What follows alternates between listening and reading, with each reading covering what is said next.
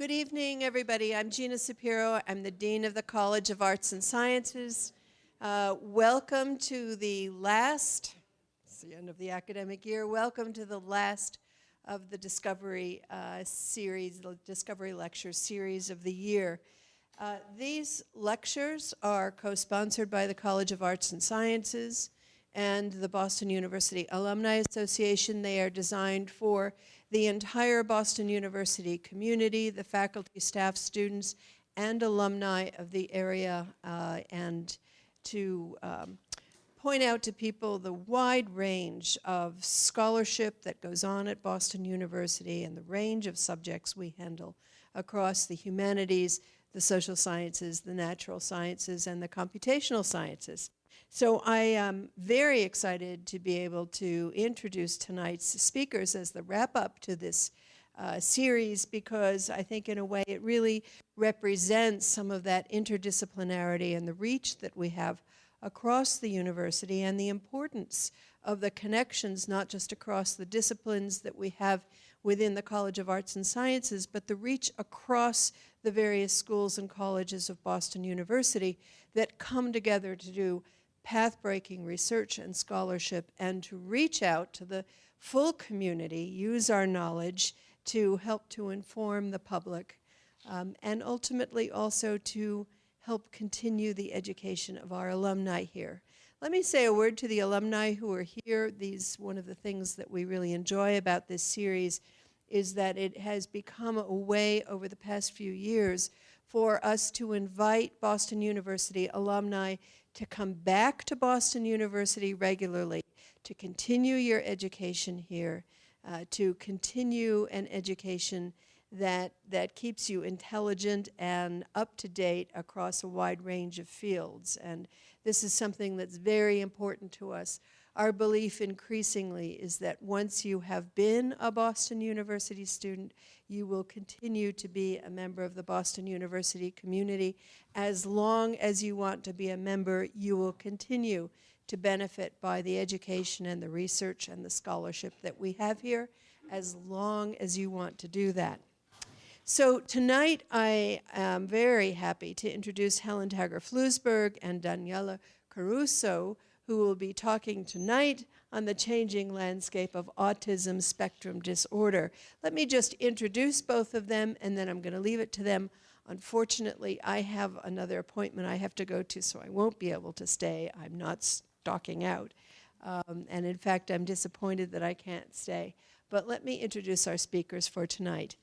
Dr. Daniela Caruso is a professor of law in the BU School of Law. Her research interests lie in European Union law, disability law, and autism and society. She was awarded the law school's Melton Prize for Teaching Excellence in 2006, and she is the author of a book on comparative contract law. She's taught contracts in European law, Union law at BU for many years. She's also written on equality and federalism, as well as on the implications of European integration for state-based social legislation. In 2008, Dr. Caruso was visiting professor and the John Harvey Gregory Lecturer on World Organization at the Harvard Law School. In matters of contract law, her articles have dealt with the distributive impact of pseudo-contractual mechanisms in the delivery of special education services, and with the links between contract doctrines and welfare reform. Dr. Caruso is currently working on a project on the law of autism, which includes co-teaching an interdisciplinary seminar on autism and society and a course on education law. Her article, Autism in the U.S., Social Movement and Legal Change, was published by the American Journal of Law and Medicine in 2010. Helen Tager-Flusberg is a professor within the psychology department of the College of Arts and Sciences, and she's also a professor of anatomy and neurobiology in the School of Medicine. She's the director of the Developmental Science program and the director of the Lab of Developmental Cognitive Neuroscience. As director of the Developmental Cognitive Neuroscience Lab, Dr. Tager-Flusberg oversees the main activities of all of the lab's research programs. Her own research interests include language and social cognitive developmental autism, Williams syndrome, and developmental language disorders. Recently, Dr. Tager-Flusberg's research has explored the connections amongst genes, brain pathology, and cognitive behavioral impairments in people with disorders at different ages.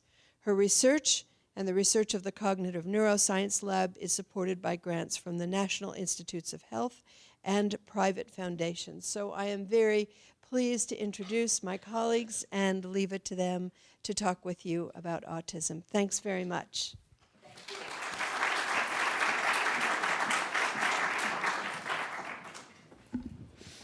Well, I'm going to kick off the lecture this evening, and after I've introduced the science of autism, then my colleague, Professor Caruso, will put the science in the much broader landscape that we really need to think about whenever we entertain the topic of autism spectrum disorder.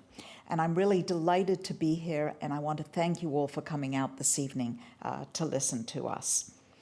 Okay, this is our introductory slide, and it's really to tell you that we at BU, what made both of us so excited to be at Boston University and continue our embark and continue on our explorations in the area of autism, is that it is here at Boston University. We really bring together people in the law school, people interested in autism and music. Education, of course, film, the depiction of autism in movies, psychology, medicine, School of Public Health. We left off many other schools, and we all collaborate in different ways through different networks around the university around the topic of autism. And tonight what I want to do is introduce this topic of the changing landscape of autism. And I've been in this field, you heard the introduction, I'm a scientist, and I actually got started on my journey into the world of autism about 35 years ago, really at the start of my own career when I was a graduate student. And so I have been observing over the last 35 years or more this changing landscape, and I've essentially lived through it. And I think when I reflect on what this changing landscape means, it means changes in our scientific knowledge about autism, which is something I hope that I have contributed somewhat to, along with many other colleagues. Changing awareness in the community, and I guarantee you 35 years ago, maybe one or two people would have shown up and the rest of you would never have even heard of autism. And I think most significantly in terms of what autism really means today are the changing prevalence rates. And these are changes that have occurred significantly over the last 30 years, and we'll take a little bit of a journey through that, and then leave us with the questions of we're at a turning point right now. And the turning point is the introduction that many of you may have heard about in terms of the changing diagnostic criteria. We're at a turning point, and many questions are opening up about what this turning point is going to mean for the coming 30 years. And while I'm not sure we have the answers, what we really want to do this evening is to lay out this landscape to you. So what I've given you here is last year in November, this graph appeared in the one of the most eminent scientific journals in the field, the journal Nature. And it highlights for you the changes in the prevalence rates based on articles back in 1975, and that's pretty much when I got started, all the way, and I've had to add in the newest figure right at the end, 2012, the figure of 1 in 88. 1 in every 88 children today is now receiving a diagnosis of autism spectrum disorder. Okay, and so this is highlighting, I think, most dramatically what this changing landscape looks like. And along with this, I would say that's partly, these are interrelated aspects. the changing prevalence rates are increasing awareness and driving more scientific knowledge. And what I can tell you is that when I got started, and I actually received my first grant from the National Institutes of Health as a predoctoral student, I think at the time it was the only grant that was funded in the field of autism. Okay, and today, fortunately, we have many, many more funded by the National Institutes of Health as well as many private foundations. So what is autism for those of you who may not be quite on top of how we define it? It's considered a complex neurodevelopmental disorder. And when I say complex, it's not a single entity. It doesn't consist of a single symptom or set of symptoms. It varies from one child to the other. We know it's a biological disorder, and we know that many areas of the brain and many different ways in which we might think about how the brain is affected in autism are affected. And then we also know that there is a significant genetic contribution. Again, it's not a single gene, and it's not even a small number of genes. Back about 15 years ago, the NIH was convinced to invest money into identifying the genes contributing to autism because the experts told the NIH that we're talking about maybe 6 to 10 genes. Well, we now know that it's well in the hundreds and that it's a very complex story there. And it's not just about genes, but it's about how the genes interact with other factors, non-genetic factors, all the way from demographic to potential environmental factors, which are very poorly understood. And again, the story is going to be very complicated. So it's diagnosed on average at the age of 3 to 5. That's when children receive their diagnosis. In fact, though, we know that we can identify this disorder much earlier at the age of 2. And much of what we do in our lab now is focusing on how early can we begin to see signs of autism or something that may look like a risk sign for autism, either in the behavior or in the brains of infants. Okay, and there's 3 domains of impairment that we look for: social reciprocity or social engagement, communication, and repetitive behaviors or narrowed restricted interests.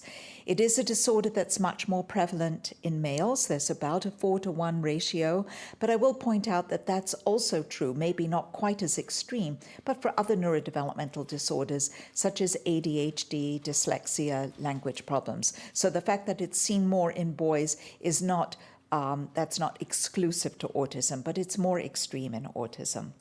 It was only discovered about 60, 70 years ago, simultaneously by 2 Austrians. One, Leo Kanner, who was living in the United States and writing in English, and his publication came out in 1943.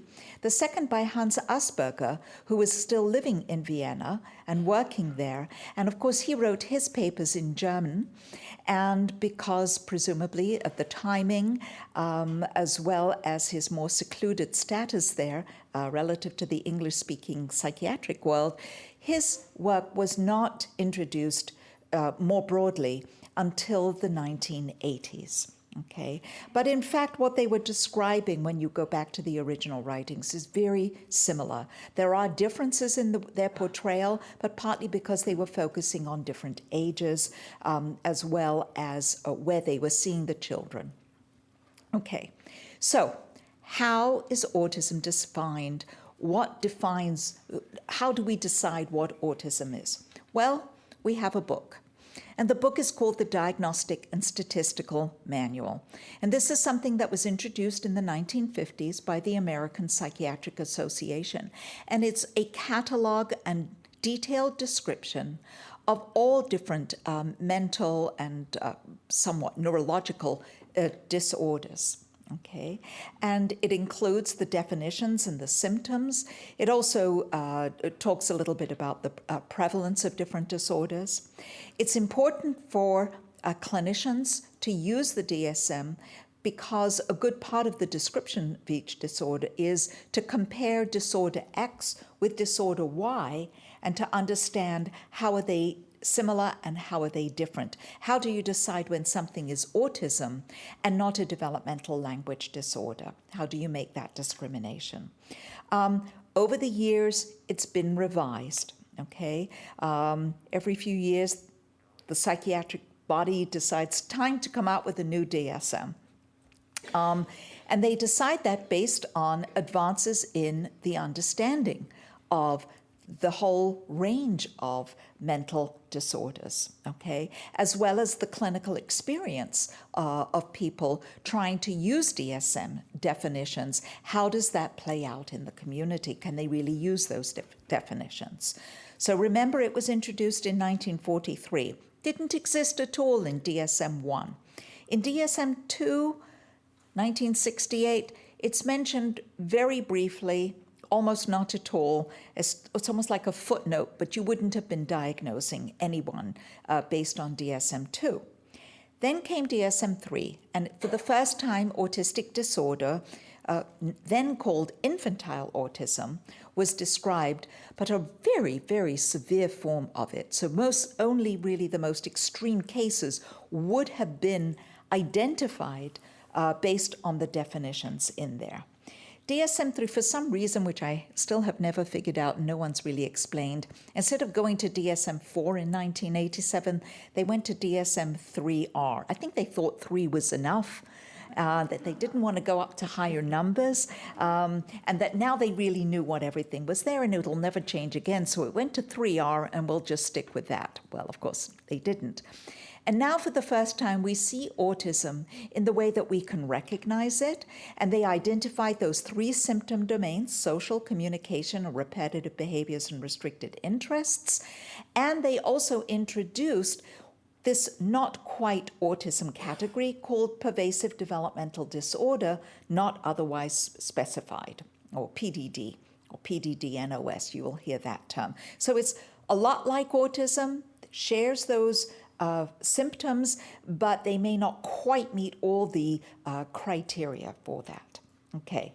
Oh, I put here 1984. I'm sorry. That should be 1994 for DSM-4. Okay. And they retained autistic disorder, although they now called it autistic disorder, not infantile autism or autism. And the criteria changed somewhat. Significantly. PDD-NOS was kept in, and now they added in a third category, Asperger syndrome. So for the first time, Asperger syndrome comes in, and that's differentiated from autism in the following way. A person is diagnosed with Asperger syndrome if they meet the social criteria, if they meet the repetitive behavior criteria, but they didn't ever experience language delay, so the assumption is their language is now relatively normal, and they have no cognitive impairments. And that was identified then as a distinct disorder. Okay, it was actually inserted in 1994 as a kind of a trial balloon. Okay, it was not tested in the field trials very extensively, not like the other categories, and everyone knew that it was there on an experimental basis. Okay, so I know this is a busy slide, but what I want to talk about is the changing landscape. I've told you we've come to this big a junction where we're going to move from DSM-4 to DSM-5, and to try and identify what are those changes, why are we instituting those changes, and what will they really mean in terms of diagnosing autism. Okay, so in DSM-4, you have to have 6 symptoms from this list of 12, at least 2 from column A, at least 1 in column B, and at least 1 from column C. And then there's, there's 2 floaters that could come from any one of those columns. So under social, nonverbal behavior, problems with peer relationships, difficulties sharing enjoyment, and social emotional reciprocity, in communication, delays or lack of spoken language, conversation, stereotype play, stereotyped language and play, and then restricted interests, inflexible adherence to routines, motor mannerisms, and preoccupations with parts of objects. Somebody, not I, but a mathematician, did the computation, and there are actually over 2,000 ways in which you could combine these 12 criteria to fit that algorithm. So there's kind of, off the bat, 2,000 different children potentially represented here, okay? So keep that in mind. We'll come back to that point. Now, I put here an example of a minimal profile. Here's an individual, and I know many people. Many of the people who have been in our studies look like this. Okay, I can think now of a young man who's 15 the last time I saw him, but I've known him since he was 5. Okay, his mother's actually an alum of Boston University. He has lots of problems with peer relationships. Okay, he does have a few friends, but it's always been a struggle for him. He has difficulty with social emotional reciprocity. He doesn't really get it. That he's supposed to share when he's happy with somebody else. When somebody else tells him some wonderful news, he doesn't know how to respond appropriately to that, okay? And he has problems with nonverbal behaviors. He doesn't really make eye contact. When he speaks, he's got an odd sing-song voice, which makes it a little bit difficult to interact with him. He doesn't use gesture very much, and his body language is a little odd. He's very kind of stiff, okay? His language is very good, but he does have conversational impairment. So that's how he meets his one symptom in column B.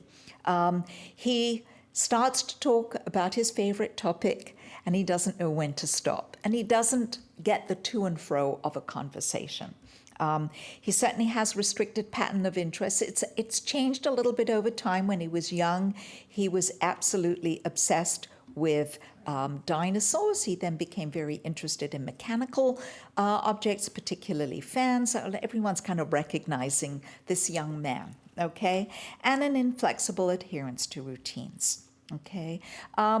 He does not have a cognitive impairment. And as I said, if I look at his vocabulary, he actually scores in the above average range on vocabulary. But you didn't need that to meet a DSM-4 criteria. This is what you need to meet a DSM-4 criteria. Of course, there are many, 1,999 other examples, and many individuals who meet criteria have all 12 of those criteria that were on the previous slide.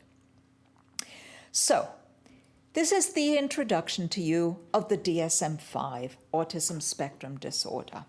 Now there's only going to be a single category, Autism Spectrum Disorder, it's going to be called. They've combined social and communication, and you have to meet on all 3 of the items listed. They're actually presented in far greater detail, but I didn't want to put a very busy slide which gives you all the different examples of what does it mean to have problems with social emotional reciprocity, nonverbal communicative behaviors, and social relationships, okay? And then you have to have at least 2 in the restricted repetitive behaviors and interest domain, and those include stereotyped speech. Notice something there, the speech that was listed before under communication, it's now moved to the repetitive behavior domain. Stereotype motor mannerisms or stereotype use of objects, strict adherence to routines, resistance to change, very fixed interests that have an abnormal intensity or focus, and actually that's the same description as in DSM-4, and sensory sensitivities. And any 2 of those in column B will get you rated with autism spectrum disorder.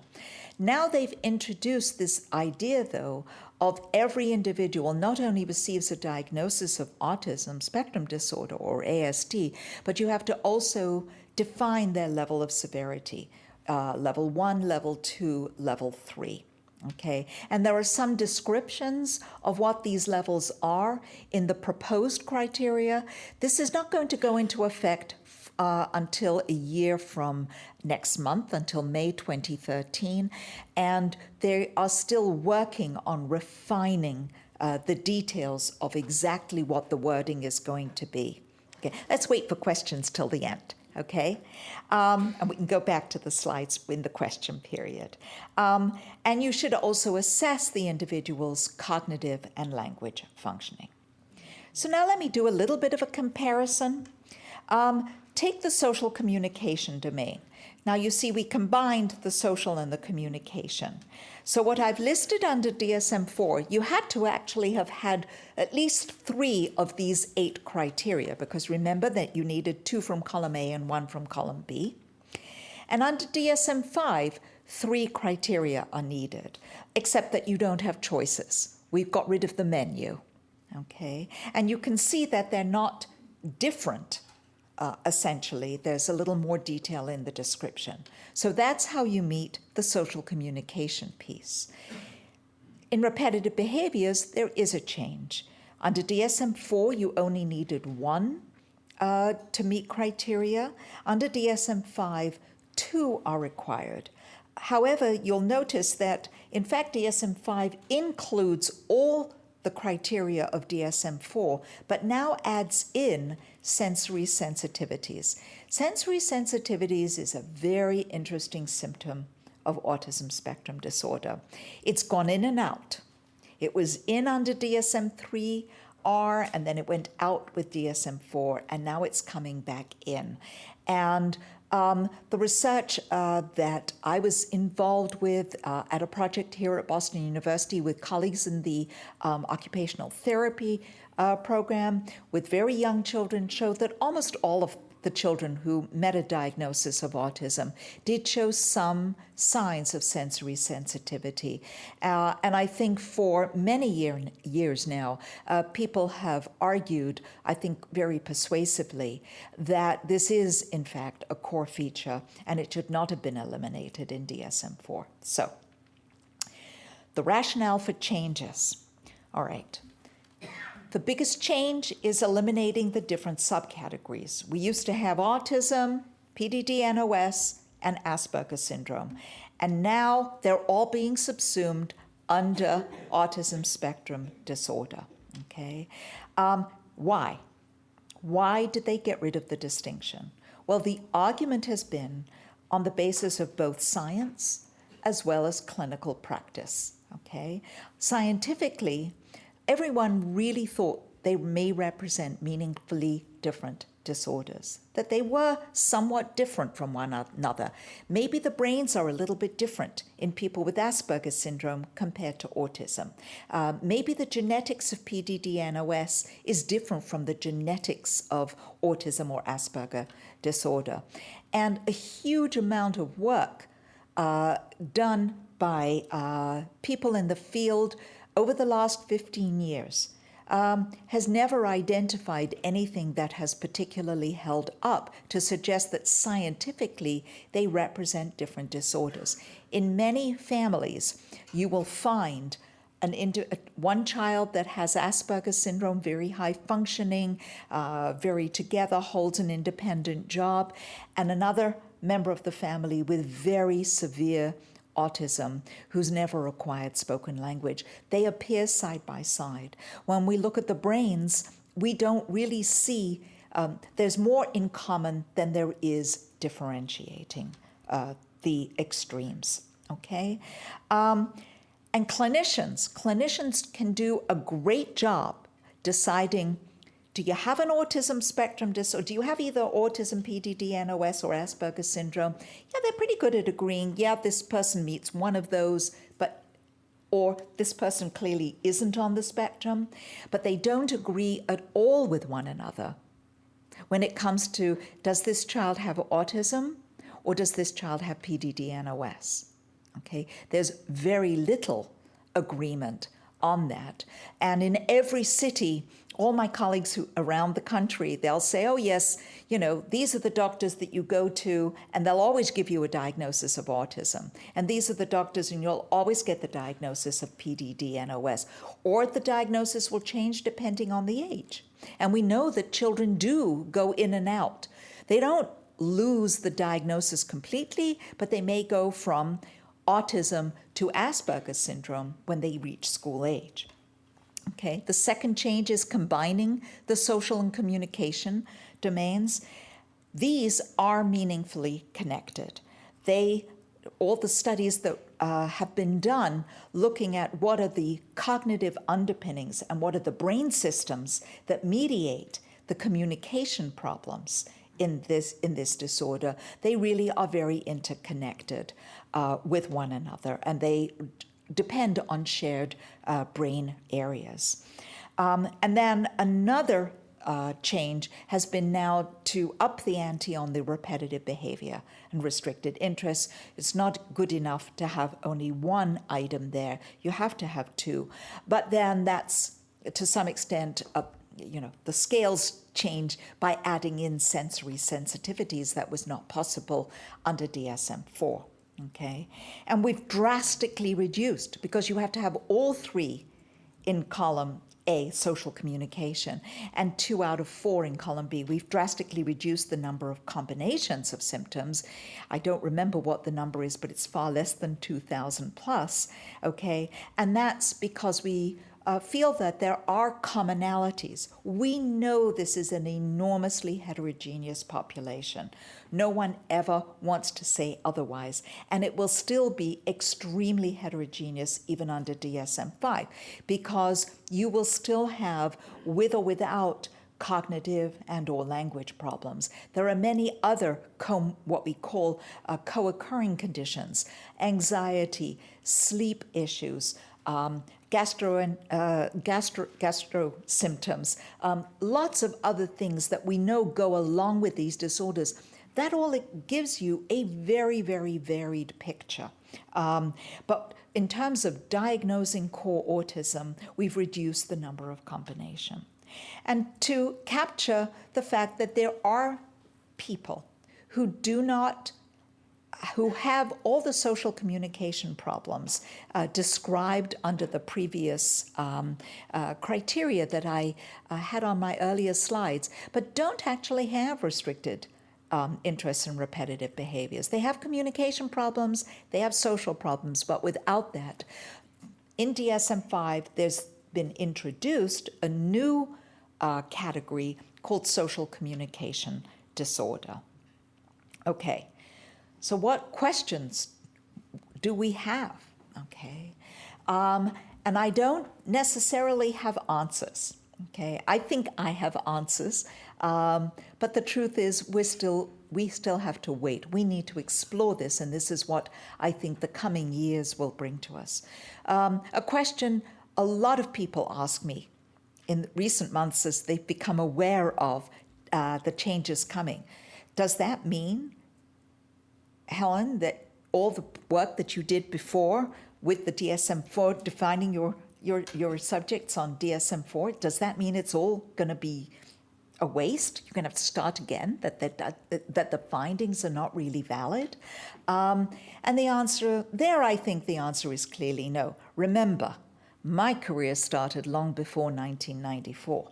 Okay, I came along, we didn't even really have DSM-3. I actually relied on criteria that I brought with me from England because they were actually more advanced there in terms of conducting scientific research on autism back in the 70s when I got started. So that's where I got started. I just had a little hand-printed list that had been developed by Michael Rutter and his colleagues. Okay.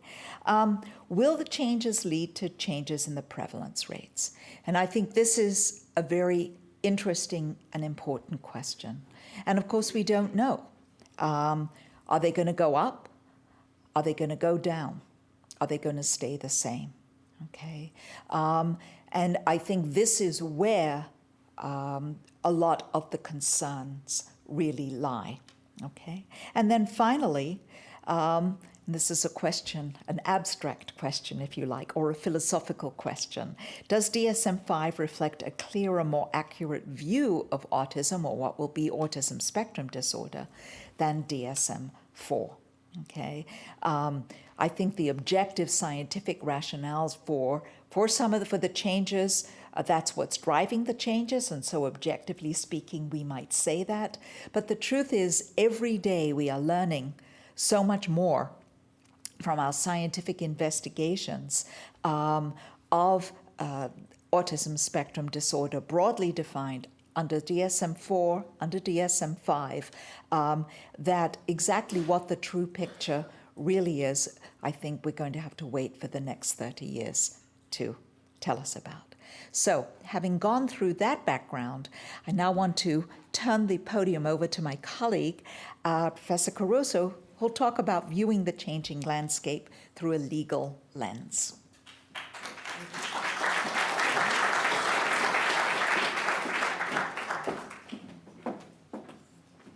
Good evening. Hi. I recognize some of the faces in the audience, and it's a pleasure. They know me as a mom in the trenches, working with the school, Special Olympics. I'm still the same person, even though I'm wearing a jacket. It's hard to speak after Helen. I don't have the pedigree in autism that Helen has.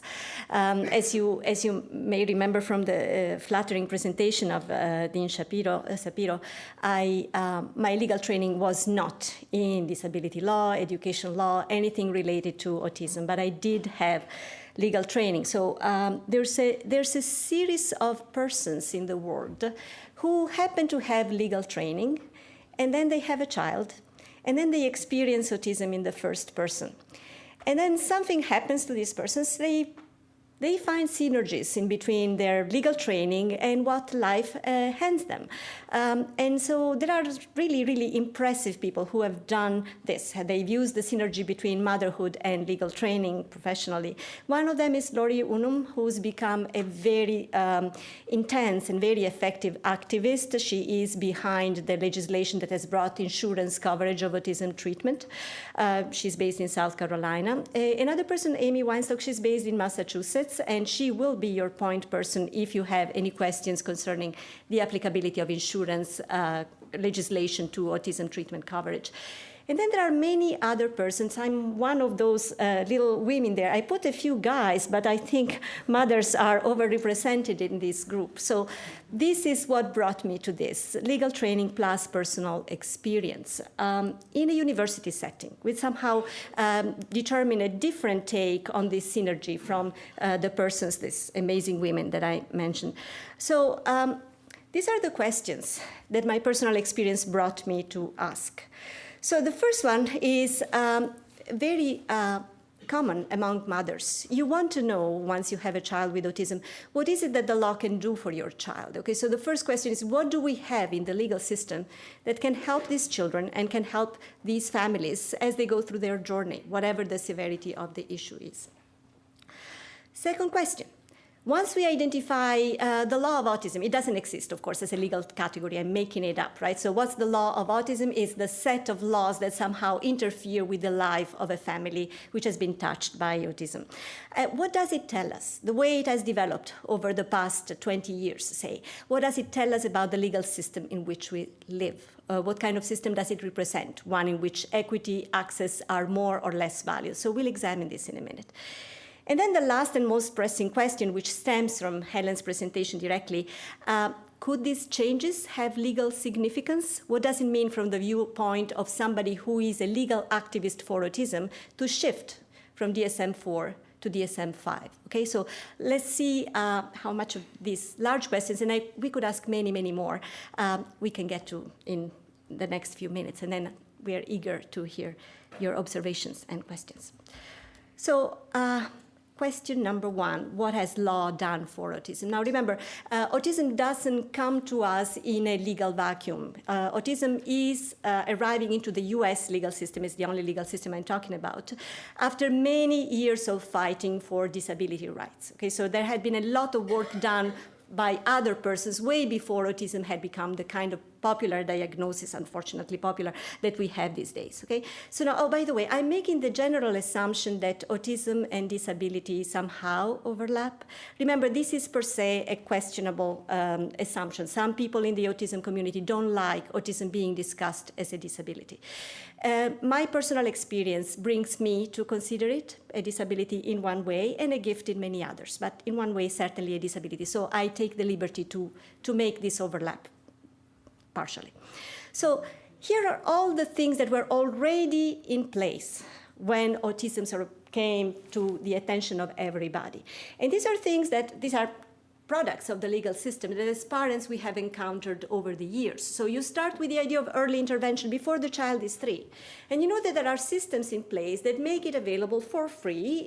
Your pediatrician can address you to the proper agency so that the child can immediately receive some attention. Now remember, early intervention was not conceived of with autism in mind, but it becomes the first place where today you learn as a parent about applied behavioral analysis, about the benefits of this kind of one-on-one, careful, slow, progressive, incremental intervention. Okay? Medicaid has this early periodic screening, diagnosis and treatment program, which is available to people of all means, even those who do not have a regular market-based private insurance, right? So through this, remember the T stands for treatment, at some point in time, some families have been able to obtain for their services independently of income the possibility of applied behavioral analysis in early years. So this was a great thing. Remember, it takes a lot of work to navigate the bureaucracy, but some tools were already there. Already early in the 90s, they were already there. And then, of course, special education, which has been a salvation for many, not for everybody. We'll get to that in a minute. So special education had already this law. Back in 1975, they called it Education for All Handicapped Children. It had changed the name. It was called the Individuals with Disabilities Education Act in 1990.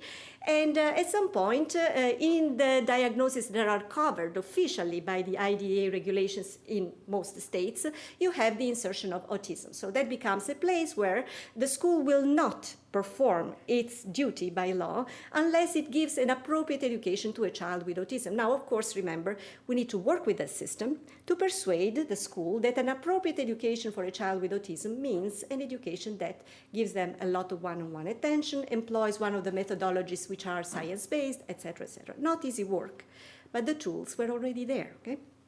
And then, of course, if the child gains enough skills as a grown-up to be able to access the job market, then there's a problem, the possibility of discrimination.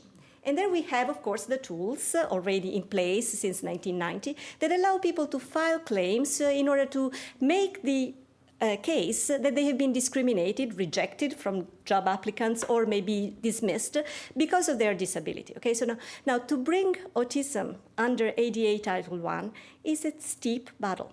You read cases in the 80s, people dismiss the high-functioning autistic person who says, I've been discriminated against because of my disability. You read cases like the past couple of years, the discourse of the courts changes. The understanding that autism is a severe disability, even though it comes in a high-functioning form, is actually already there. So this is the product of a lot of advocacy.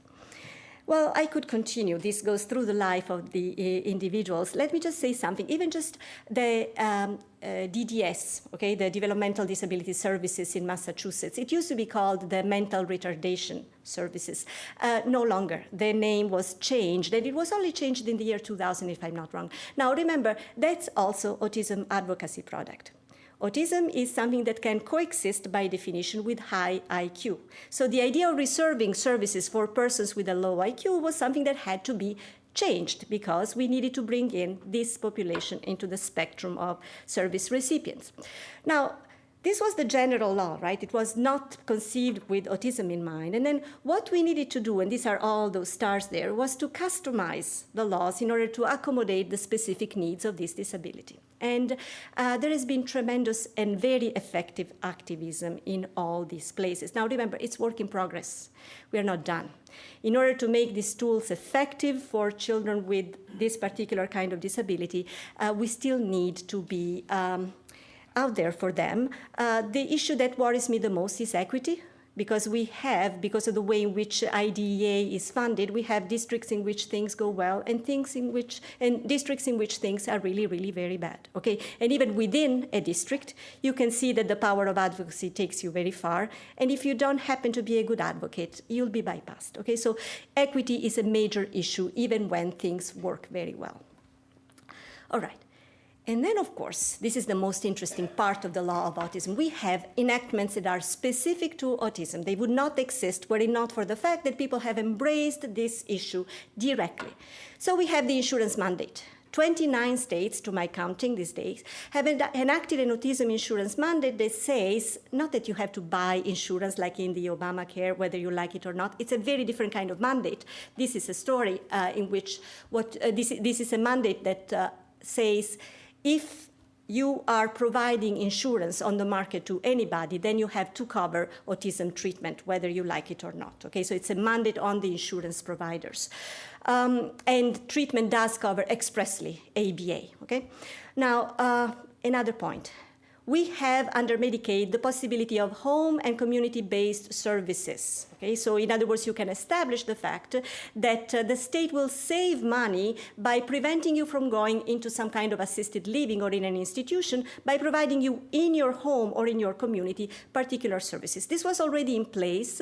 What the autism movement did was negotiated for some slots, some of these waivers per state, to be allocated exclusively with persons with an autism diagnosis. Now you see what this is about. This is about carving some spots. This is about, some people would say, jumping the queue. Okay? So in other words, reserving some slots for this particular diagnosis. Now, again, within DDS, we have an autism division which is specialized on autism, and then in 2006, reauthorized with generous funding in the context of major federal cutting. We have generous funding again in 2001 for the Combat Autism Act and also Combat Autism Reauthorization Act. Okay, so this is funding that goes directly for research and that goes to the creation of such things that as autism resource centers around the country. So a lot of specific investment in this. Now, okay, so remember the second question. Now that we put together, that we map, and I've done it in a very sketchy fashion, but once we have mapped the law of autism, what does this tell us about our legal system? Well, I think it tells us two things. So one part of the message is amazing. Okay? So law is a flexible place where new needs can be accommodated. And there's no question that we have created through law a system in which sometimes we see real resources delivered to people who really, really need them. Okay? And I think this beautiful picture is inspiring. I'm sorry to give the dark side also, but we've also learned through the development of the law of autism that a lot of times we have a zero-sum game. And there is a competition for limited resources, so that in order for us to get something for this particular population, unavoidably, whether we like it or not, we are taking away something from somebody else. So it's great to think of a world in which the teacher walks into a classroom and sees all the children with all different needs and somehow can allocate resources evenly, depending on the needs of everybody. It's not that simple. Unless you call a need with a name, it's very hard to devote resources to them. And so it becomes a question of competition for resources. It becomes a question of getting the proper diagnosis and the best diagnosis that will give you services. Diagnosis is a matter of access. Which takes us in a very strange place if you think about it, because right now, the big worry that many are voicing when we are shifting from DSM-4 to DSM-5 is, will my child lose his or her diagnosis? Now, think about an anthropologist coming from another planet here.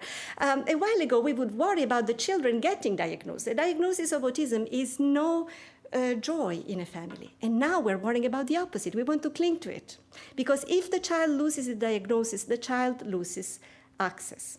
And so the worry about the shifts from DSM-5 to DSM-4, a shift that makes a lot of scientific sense, is, from the legal viewpoint, a worrisome shift. And we have to be careful. We have to see where it will take us.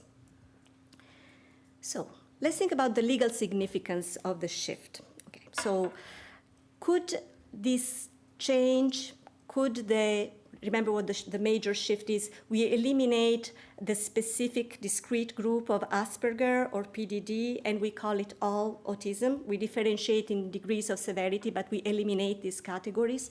Let's see what this could mean in terms of law. So my claim is that the shift could be significant, and we have to be watchful. Okay? But there are many ways in which things could change because of the switch. Oh, first of all, they might not change at all. Some people claim this is not going to make any difference. Whoever qualifies as autistic or Asperger or anything under the present criteria will have the diagnosis confirmed under the new one, so nothing to worry about. That's a possibility. But here are the other possibilities. One possibility is that persons who are sub-threshold Asperger, okay, so I'm talking about what somebody would call the most high-functioning part of the spectrum, might indeed fall off the spectrum. Now, remember, diagnosis is access. ARICA, which is the law mandating insurance coverage, right now expressly provides the possibility for persons with Asperger's syndrome to receive services and has such a wide definition of applied behavioral analysis that it includes such things as social groups. Okay? So you might have insurance coverage for that treatment if you have a diagnosis of Asperger today. In some states, not everywhere. Again, a lot of unevenness here. So losing the diagnosis might be a problem. Same thing with employment opportunities. Right now, we have employment opportunities which target persons with Asperger's syndrome. If that diagnosis disappears, these opportunities may go with that. And also, think about that. Who is a person who has Asperger's syndrome and yet does wonderfully in the world? This is a person who has learned how to compensate through a lot of effort and a lot of work, and maybe a lot of investment from their family. Okay, so now we are punishing a good deed, right? You are so high functioning that in the end, the requirement of functional impairment, if applied very severely, won't be met by your case. Okay, so you fall off the diagnosis and you lose services exactly because you invested so much and your family invested so much into making you more functional than you would have been otherwise. So this is a preoccupation that many face. I put in parentheses, Comber, it's a case of a woman whose disability discrimination claim was rejected exactly upon the grounds that she had done such a good job getting along with others that she could not be considered autistic to begin with. This sort of catch-22 kind of problem. Second possibility, some persons with Asperger's syndrome actually love the shift. Okay?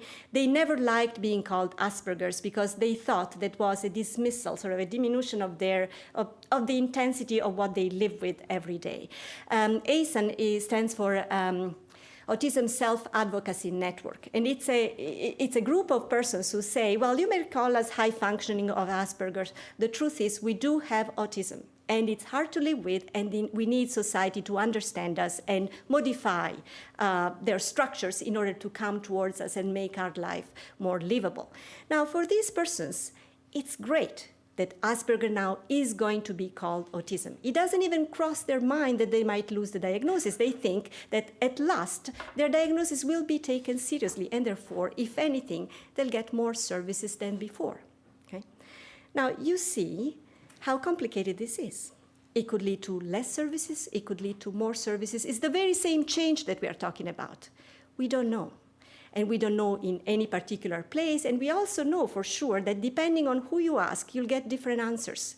Depending which particular system, remember this is a federal system with a lot of local autonomy at the sub-state level. Depending on where you are, the interpretation of the shift will produce different consequences. Okay, so we don't know. Again, as Helen said, we can ask questions, and be aware of questions is already progress, but we don't have answers yet. So this is what we are left with. Now, the puzzle piece, as you know, is the symbol of autism, and the large association Autism Speaks uses the blue puzzle piece as a symbol. Now, we've decided to use red because it's the color of BU, but also what we like about this is that the puzzle piece is not in a vacuum. It sits on a mountain of other pieces. Society is a puzzle.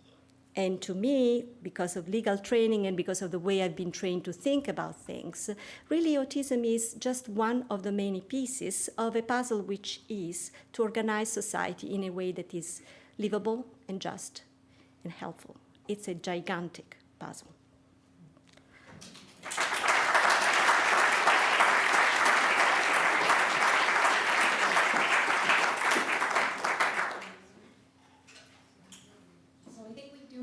time now for questions. And I think we'll mediate this for about sort of 20 minutes or so, and then after that, we'll go for the reception outside, and I at least will be staying, and we can chat more informally out. Okay, so. Thank you. My name is Dana. I have a 6.5-year-old son. He's diagnosed in PDD-NOS. Is anybody? Hi, my name is Dana. I have a son. He's 6.5 years old. He's in kindergarten. He's diagnosed with PDD-NOS. Now, my question is regarding the new DSM. You mentioned that each category and subcategory would be divided into 3 levels of severity, meaning communication, 1, 2, 3, speech disability, 1, 2, 3. So how does this will work? Meaning, let's say high function PDD that is, let's say on the checklist, on the check marks, he will be qualified, but number 3 will be soon out of the window because he won't be qualified soon after working and having the progress with years and practice. So the levels of severity, the way they're currently described, so you don't get coded for a level of severity unless you've checked off that you are on the spectrum.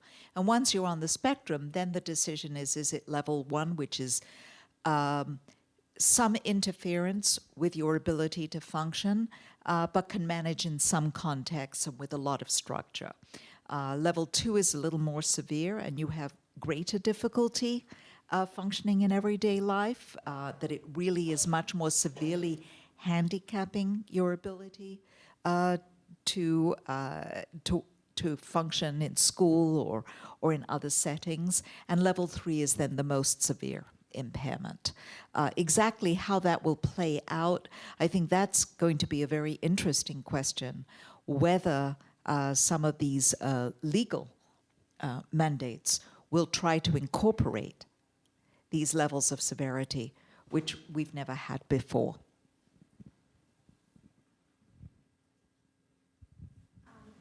I have a question on, I have 2 questions. The first one is, I assume that very knowledgeable people have been able to come with this new diagnosis. So I am a little confused why people are so confused on what will be the implication on the existing diagnosis, unless people,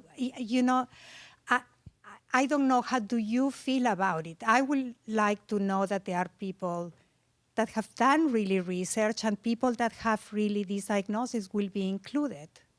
The other question is, I didn't understand about the progress that some people with autism are going to be later on if they get better. I thought that once that you have a diagnosis of autism, you have autism. Do you grow up with autism? Okay. So those are 2 different questions. Indeed, the new criteria have been developed by a committee, and it is a committee of experts and people who I respect and admire. And these are almost all of them very close colleagues of mine. I mean, they come from around the country and also somebody from the UK. So indeed, yes, the changes were defined in that way. So you're saying your question is a good one. Why don't we just accept that? Know that it was based on experts' opinion who have really evaluated the evidence, which I sort of alluded to there, and let it go. Well, I think I would not have understood why people are confused. I'm a scientist, and I accept my colleagues' decisions on all of this until we engage in debates. And I discuss this with my colleague. And most interestingly, we are teaching a course which is called Shifting Boundaries, that's focusing on this issue. This semester we're teaching it as a freshman seminar. One of our former students is sitting here. She took it in a different form. And I now understand. I understand why there is the concern that we have. And I think we need to probe and worry about the issues that Daniela raised. Is this going to mean that people who would formerly have services no longer receive them because they will have fallen off the spectrum completely? There's another segment of the community. Daniela talked about the people in ASAN, the self-advocacy network, who are not so happy with the terminology of Asperger's syndrome and want to have that subsumed, the high-functioning, high cognitive, good language. They want to be subsumed under the same label as autism because they do experience their social, communicative, and behavioral issues as a severe problem, just like autism. But there are many others who are in the Asperger community for whom the diagnosis of Asperger is a very important part of their identity. And they don't see themselves as the same as a much more severely impaired individual with autism. And so, again, the fact that some of these distinctions are going to go away affect a different segment of the community. Okay, and then let me talk about the PDD-NOS, the one that's a little bit in the middle between the two. When a 2-year-old comes into your office and you're a clinician and you see this child and you see that they are showing all the signs of autism, it becomes, and you may say this to a parent, and you say, well, you know, I think we see that your child has autism. That can be enormously frightening, enormously frightening. If you say PDD-NOS, for a whole variety of reasons that have grown up over time, it's viewed as potentially a little milder, okay? And whether or not, you know, and that's basically what we're dealing with and why it is that there are all these concerns. Whether they're right or wrong is not the point. These are people's perceptions, these are people's lives, these are people's identities, and these are families who are trying to cope with something that is indeed a very serious issue that is at some level going to be lifelong. So now let me address your second question.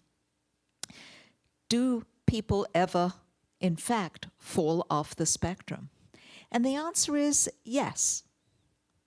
My colleague Deborah Fine, who's a professor at the University of Connecticut, she has done research investigating what she refers to as the optimal outcome children. And these are children who she had seen clinically, who clearly met DSM-4 criteria for autism. I don't think she was one who went in for other labels. They had autism quite clearly when they were very young, and they had a lot of intensive treatment, intervention. They had access to very high-quality services by the book, and these were individuals who they had certain characteristics as well as access to the intervention. And by the time she saw them, when they were about 7 or 8 years old, they no longer met criteria for autism. And she's been now following and studying these children. Are these kids completely, do they have nothing wrong with them? A little unclear. They still have problems with pragmatics or communicative aspects of language. Many of them have quite severe anxiety, which is a way in which they're manifesting their social issues. They do still have social issues, but it may not be as extensive. They may not meet 2 criteria under DSM-4. Now maybe they're okay. It's just that they're still having problems with peer relationships. Or they're okay with peer relationships because they've actually found a lot of kids like them. Or it's a lot easier to communicate now with people now that all you have to worry about is your Facebook and your Twitter and your texting, and you don't need to worry so much about your nonverbal communicative behaviors. So they fell off the autism spectrum, but there's some vulnerabilities there.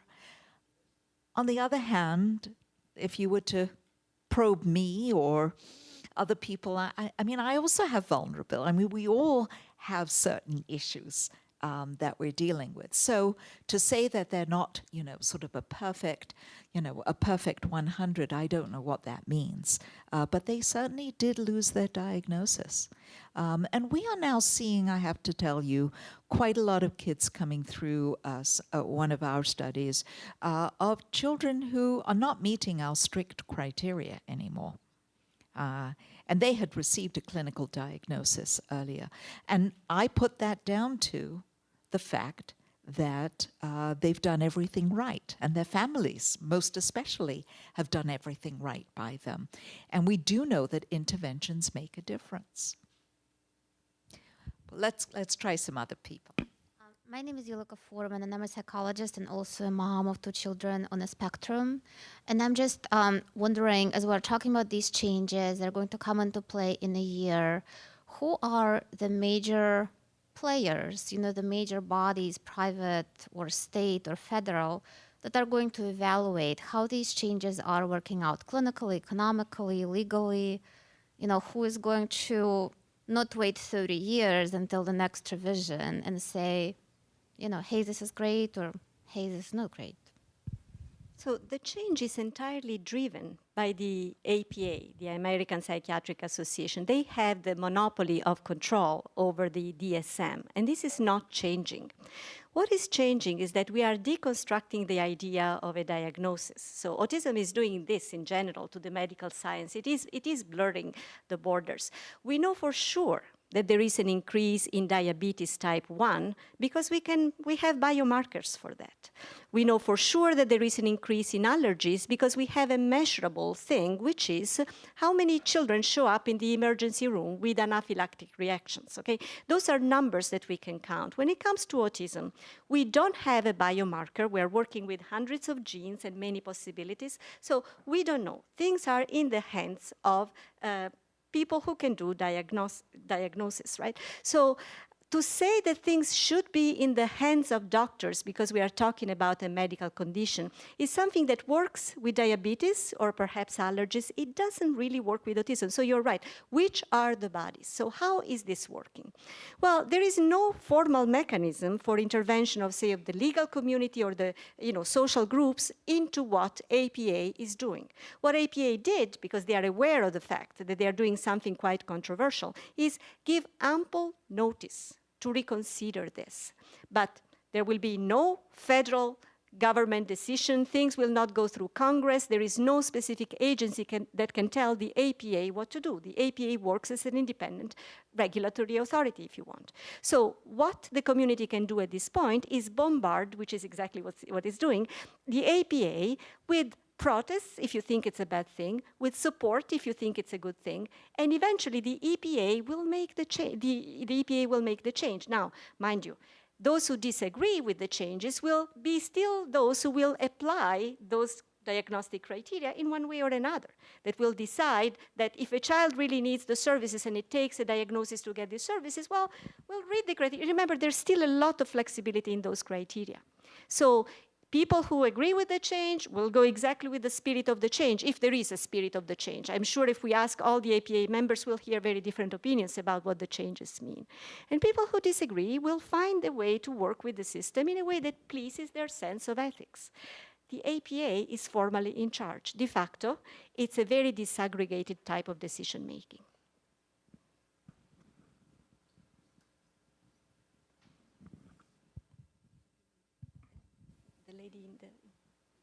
So the gentleman.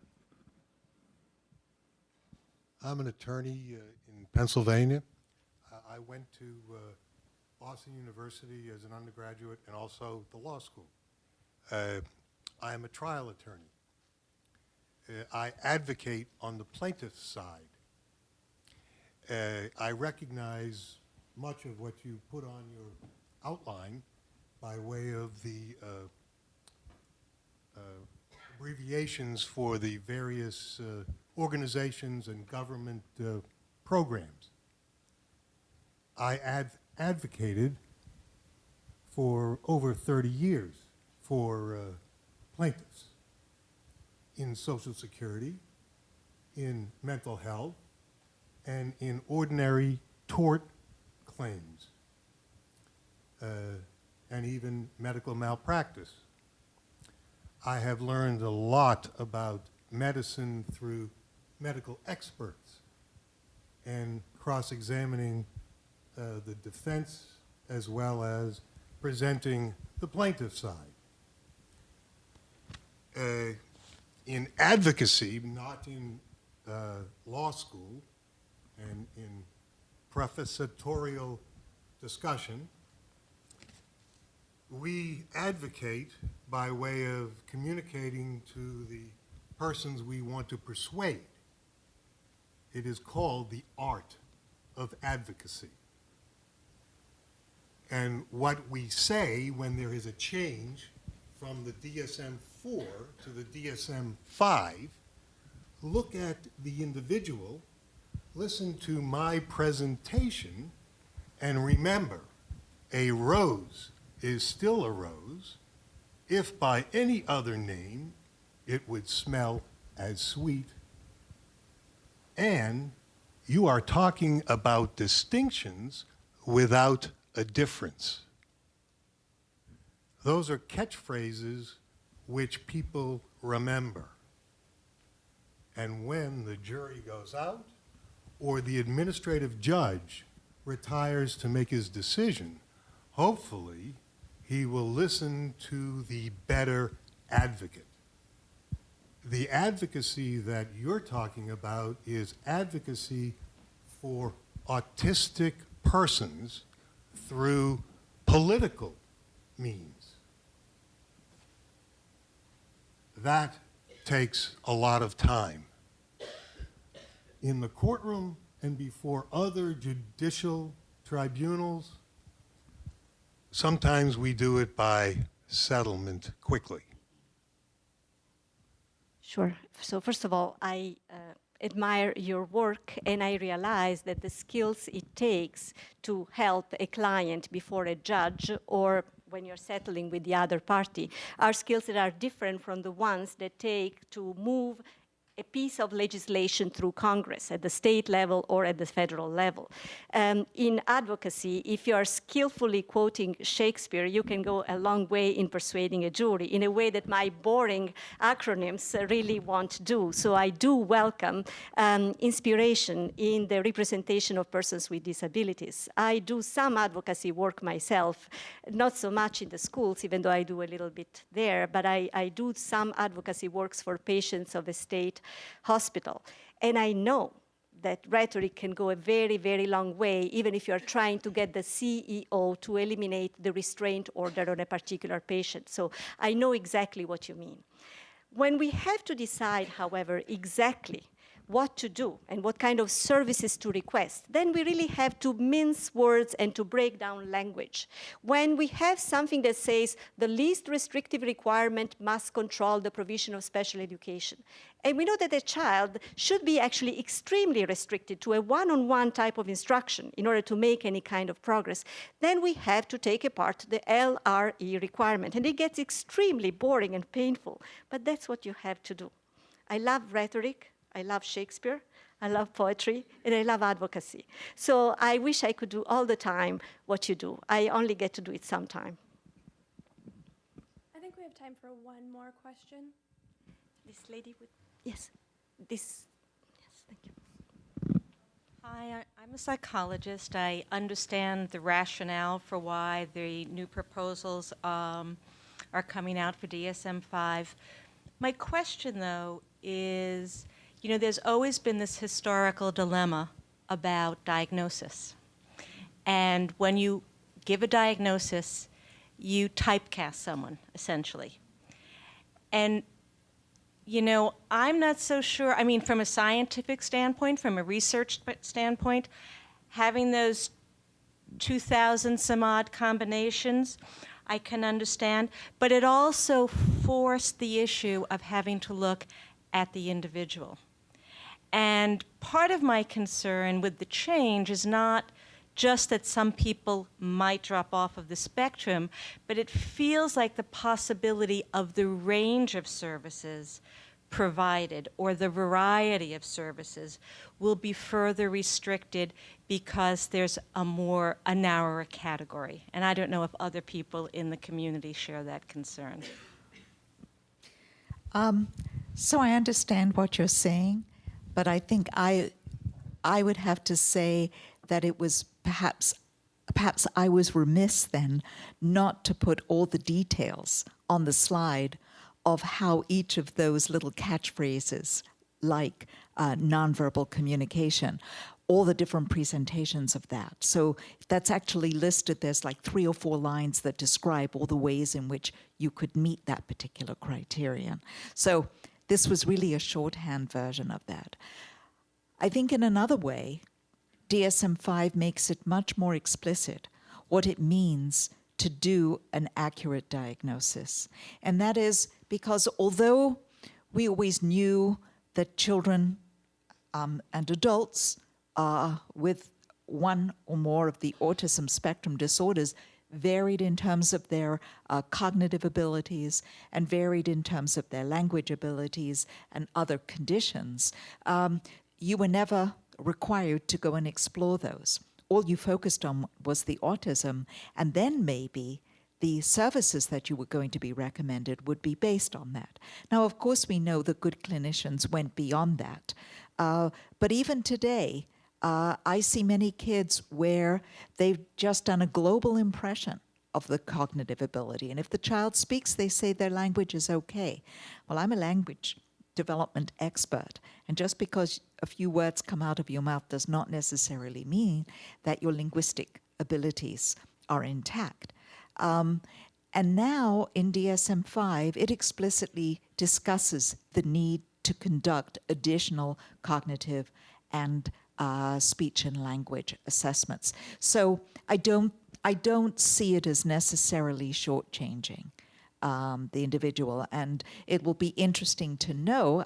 One of the reasons many individuals don't go get all those assessments that they ought to have had is because the reimbursement for conducting evaluations, so the kind of work that you do, is extremely limited, and it costs much, much more to do an appropriate evaluation than you'll get reimbursed for. And I don't know whether with these changes where it's mandating additional assessments, whether the reimbursement schedules will change accordingly. That's an interesting question, which I hadn't really thought about.